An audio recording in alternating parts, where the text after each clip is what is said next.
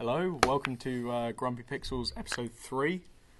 I will be leading today because Connor has been defeated by the common cold slightly. Haha. And cannot quite be up to the challenge. So, as always, we're going to lead off with the news. Me today. Right, in the news recently, PlayStation 4 giant release event. Yes. Last week. Last week. Yeah. What day was it exactly? It was on the 20th of February. Yeah, I stayed up all night watching it. The IGN video. It was cool like that. Yeah. Yeah. It was, talking about innovation quite a lot. Yeah. Yes. Innovation. Quite a lot of gamers have been looking forward to the PS4 release. I have to say, personally, a bit disappointed with the controller. Oh my! It looks awful. That doesn't touchpad. look that bad. That touchpad is pointless. I guess. Yeah, the touchpad's pointless. Yeah, you can't argue that the touchpad will be very unusable. I'm not sure if it's actually a touch screen or just a touchpad. Well, It's they might put like apps like slidey things. Slidey. Oh things. yeah, let's put paint on the PS4. Oh yeah. I think the big thing everyone's looking forward to is the jumping graphics. Well, it's not really a big jump. They kind of No, they said that there's not going to be a jump in graphics. didn't they? It's more of a general sort of Oh no, animation lunge and AIs. forwards a little bit. Not a jump. I wouldn't call it a jump. It's more of a falling forwards. Because there was a developer that said the other day that there can't be a massive jump like there was when PS2 to PS3 because of like the training that would have to go in to training all the people. And the technology just isn't there. Well, it kind of is. I mean, look at high-end PC graphics. Yeah, but you got to think that this PS4 is going to be around for 7 years, and in that 7 years, graphics will slowly increase as they did with the current generation. So they might as well do it a little bit. Yeah, now. exactly. We're going to get up to and above the current highest-end gaming graphics Hopefully. on PC. So they'll probably do a little bit now, wait till it all goes better again, and then do a massive leap. Yeah. I think from the look of most of the gameplay, it's not so much showing off the graphical power. I mean, we're still using old techniques such as bitmaps and sort of flat textures, but the lighting is much more improved, and there is a lot more space for animation, like animated through like first-person experiences. There's a lot more animation with the hands and sort of like, in Battlefield 3 where you had like the whole, your hand comes up when you're downed and that sort of thing. They were sort of big leaps in animation that you didn't get in other games. So there's going to be a lot more of that going on. Do you not find it a bit disappointing that they're still using flat textures and stuff? Oh yeah. Oh, definitely. Yeah. Especially trees and bushes and grass. Just general scenery. I mean, is in 2D. Because playing Fallout 3 recently, I was hoping and I was looking at how crude the graphics are. I was hoping that the next generation of games consoles should be like a step forward, if you know what I mean. Like, Do you mean like completely 3D? Because in Fallout 3 there's like a blank, I don't know, say like a sandscape, and then all of a sudden there will be like a massive old rock in the middle of it, and it's like meant to count as different textures. Yeah. It's just, I wanted Pointless. more. I wanted more. There's an interesting video actually on YouTube of this technology piece of software that was released probably about 3 years ago now, and it's called Infinite Shape Texture, something along those lines. You might be able to find it. Sounds classy. But it's where the floor is no longer just a flat image. It's literally every single stone has been made as a 3D shape. That's cool. So but it's like because made as the floor. Yeah, exactly. Everything is, they describe it as atoms, but digital atoms. So everything is made up of little tiny circles. Yeah, but I bet that's Quite very like processor heavy. Apparently through some weird wizardry, they've made it so that it could run on our current Xboxes, which, to be honest, are quite underpowered. Well, they say that, but it brings up the question: why haven't they done it? Exactly. There isn't.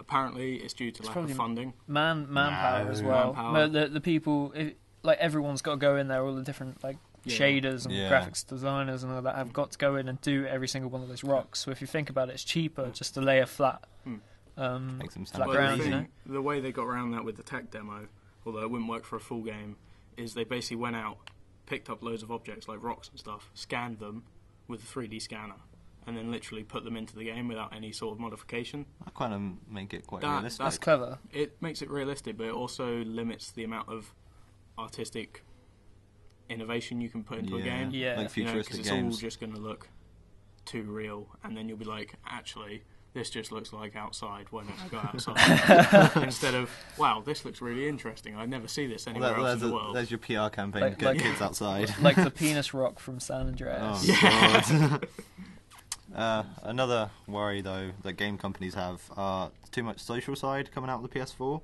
So they're worried about new game designs, and Ubisoft in particular worrying about this. I'm quite worried about the share button, mainly because I feel, I don't know, I want, when I play games, I want to get away from Facebook. I don't know about everyone else. Yes, I kind of like isolate myself from my I friends. I want to escape into a world. I don't want to like. It's like a film. You kind of like want to lose yourself in it for a couple of hours and get away. That and like, people will be more challenged. Like how Call of Duty is now, you feel like when you play it, you have to be at your best. Yeah. It's going to be like that constantly, and sometimes I just want to escape from that. Yeah. I mean, I find that I go into two different gaming modes when I fire up my Xbox and it decides to actually come to life after pressing the button about 10 minutes ago. It's very old and it coughs sometimes. It has a very strange problem where I either want to talk to people, which is sort of my group of friends, and we want to go on Battlefield and do some nutty stuff and, you know, have a good time as a team, or I want to sit and be isolated and play Skyrim, you know, games like that, and just be on my own and immersed. Right, I think it's time to move on now. To the 1 minute review. Dun, dun, dun, dun. Shall I get out my stop clock? I'm not going to lie, I am so scared about this. Come on, you can do this. You guys like made it look so easy, and there's me like... I mean, I've got Tourette's as it is, but... We will be scoring you as always. If you swear, I'm going to slap you. Okay. Oh, yeah. I'll try not to swear. Alright, the stop clock is armed. Alright, give me a few seconds. Yeah. Okay. Okay. You ready? Uh-huh. In 3, in 2, in 1. Okay, so today I'm going to be reviewing Journey. It's a, dare I say, indie game that's developed by That Game Company. It's running on the Pry engine, which makes it look a little bit like Flow and Flower, but also the engine's been used for Demon Souls. So I've played the game, I've watched some videos and stuff, and I've got to say I'm very impressed with it.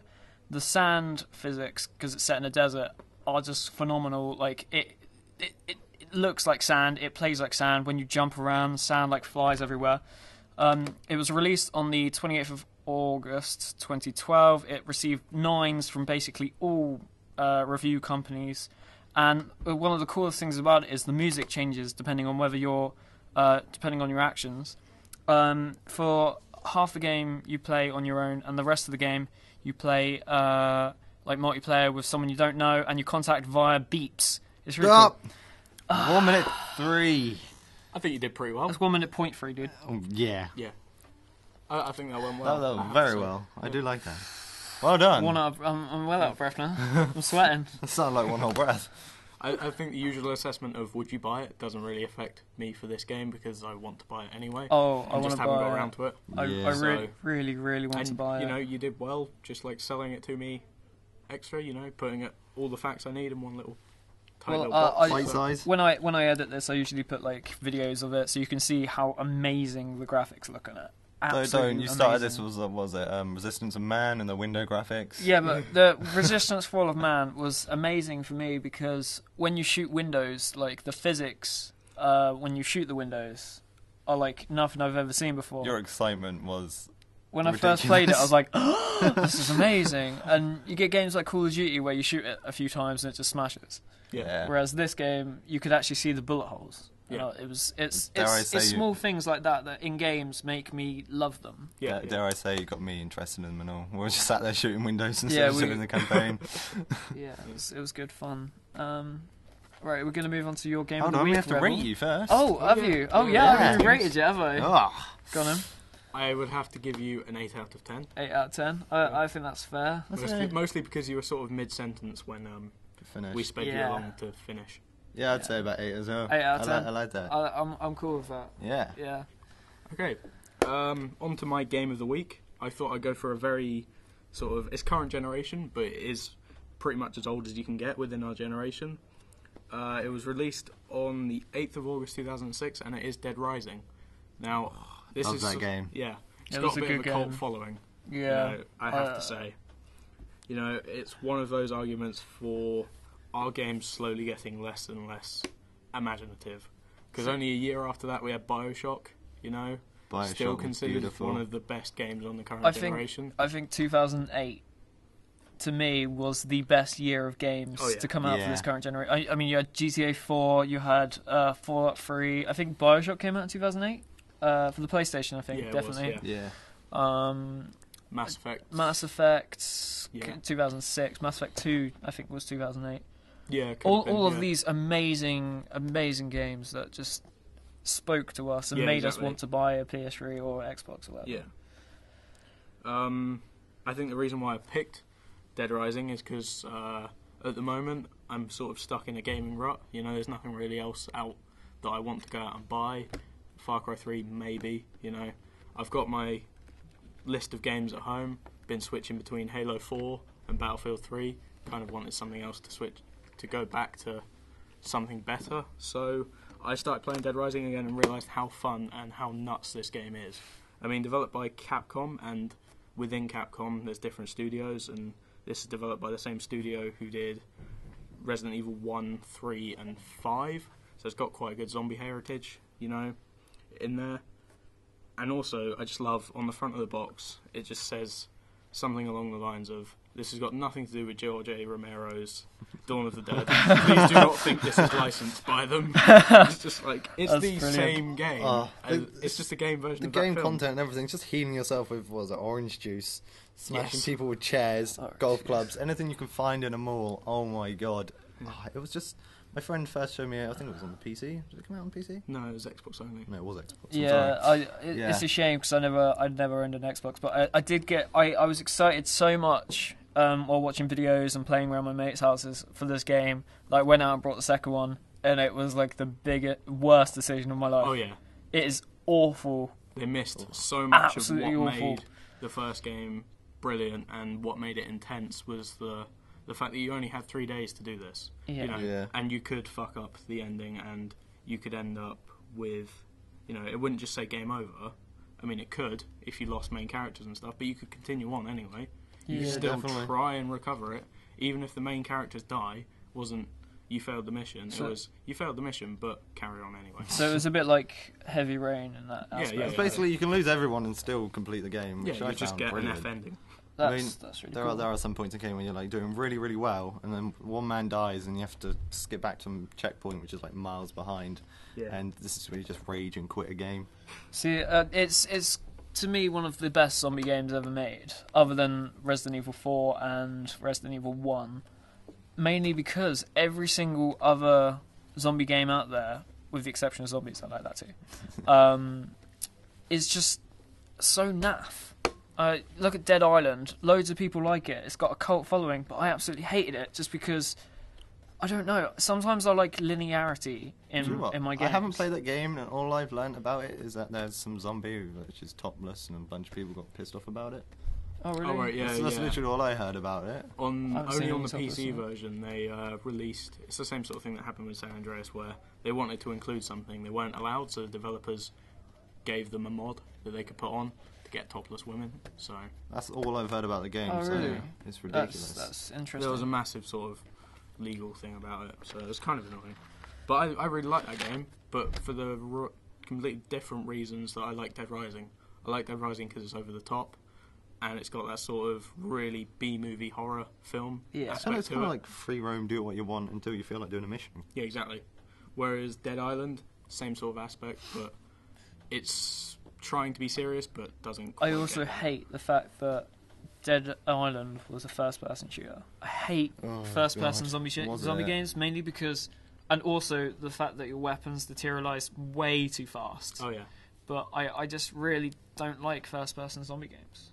I think it's more entertaining when it's like third-person, just in my opinion. I think it was a design choice, really.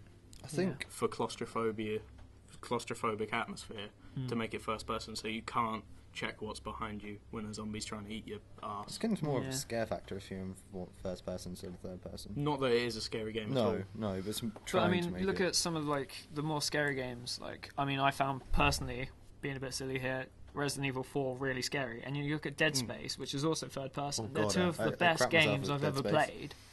And yet they're third person. Yeah. I just personally think that third person games in some situations are better than first person games. Yeah. I mean, I can't think of, other than maybe SOCOM and that other one, Tom Clancy games, that are in third person, of any decent war games that aren't in first person, if you know what I mean. Yeah. But I mean, there is Gears of War, they seem to do pretty well with the third person. First and third person kind of match a certain genre of game. Yeah. So if it's more comical, you want third person. If it's more serious, kind of first person COD campaign, then you want first person. It depends whether you want the atmosphere or the immersion. Although they are grouped together quite a lot, they do seem to split apart between those sort of... Now and then, if you do split them, they split by a major mile. Yeah. I'm just going to say, more games get rated better because they're third person than first person. Yeah. I mean, because there's a lot more character development and stuff like that. So I personally... Wow, it's gone into a debate now. I personally prefer third person games. I have to say, just giving my opinion, I really don't care. I'm the same. I'm just mixed between them. To be honest, I think it suits different locations, different play styles. It depends whether they want to get across the realism, the fact that you're supposed to be trapped, the fact that you're alone. Those sort of aspects suit either one. Definitely and as long as they do it right. Definitely a benefiting factor though, because if it's third person and I don't like it, I'm just going to give up on it and probably sell it. Yeah. All right. So are we going to talk about something else then, or we kind of droned off on this. I think we've just rambled on quite a lot. I mean, we could go back to Dead Rising. Dead Rising. Kind of the story of it. I mean, there's probably one more thing that I really want to say about Dead Rising, and that's just the psychopaths in it, or bosses. They really do help. I mean, I haven't seen a system like that in many other games where you can enter a part of the mall and there'll be a little cutscene that you weren't expecting, and you've got a new challenge to deal with. With, you come across, there's a boss called Adam the Clown, who's quite famous. Don't they have any missions and all? Yeah, you can have it, like, middle of a mission, you'll be on time with what you're meant to be doing, and then a psychopath will come up. Boom. You have to defeat them before you can get on with the mission, and you could end up failing the mission because you're trying to deal with this psychopath. And it just chucks so much stuff at you at once. That's so much fun, though. You feel like you are Frank West stuck in that mall, and you do need to get this done. It's not like, doesn't matter if I get it done, I can retry. Well, you could, but you go back like 3 missions in the past where you couldn't find a toilet to go save it in. Yeah, didn't it also have health packs as well? Didn't have health packs. Was orange. It was just... Did it not? It was orange anything juice. considered food would give you different amounts of health. I mean, orange juice was usually considered the best. I mean, there was also like caffeine, like coffee creamer. Some like healed slightly less, but gave cake you... or something? Yeah. Any food products that you could think of would be in there. There was also a system that was built in but never explained, where you could take food to a blender, put 2 random things together, and it'll give you a special potion that you could use. Did not know that. Oh, yeah, right. there was one where like you could spit at people and it would set them on fire. Just through like a cabbage and a jalapeno. That's so cool. This is alright. Crazy. Well, I think we should apologise for not appearing last week. Obviously, it was half term and we had a lot of work to do. We didn't really. We were just... No, we were busy bees. We were busy, and we all live too far away, really, to get together. Yeah, exactly. We definitely will be back next week. Sure on that. I like. Oh God, no. I like Alex leading, so I'm probably going to let him lead from now on. I've got the minute review next week. Sorry, what? I've got the minute review next week. You've got the minute review next week. I've got the news. Yes. Yeah. No. It goes back to normal again. Yeah, you go back to the news. I've got game of the week. Okay. Have you been playing anything recently? I got back into Gmod. Gmod. Oh, I love that game so much. Minecraft on the old iPhone, and going through Pokemon Leaf Green again because why not? And I've been playing Tom Clancy's Ghost Recon Future Soldier. Awesome. Bought that for PC, it never worked. Really? It's an amazing game. Absolutely amazing. Nothing to do with my computer, it's just disc. Alright. I might talk about it next week. Yeah. Alright, okay. Oh, I might nick it for my minute review. Right, we're gonna let you, audience, we're gonna let you go now because we've talked for far too long. Don't forget to subscribe. Like us, comment. And make sure you share us around, Yeah. There's plenty of us to go around. We do need help. Yeah. Yeah. Alright then. Bye-bye.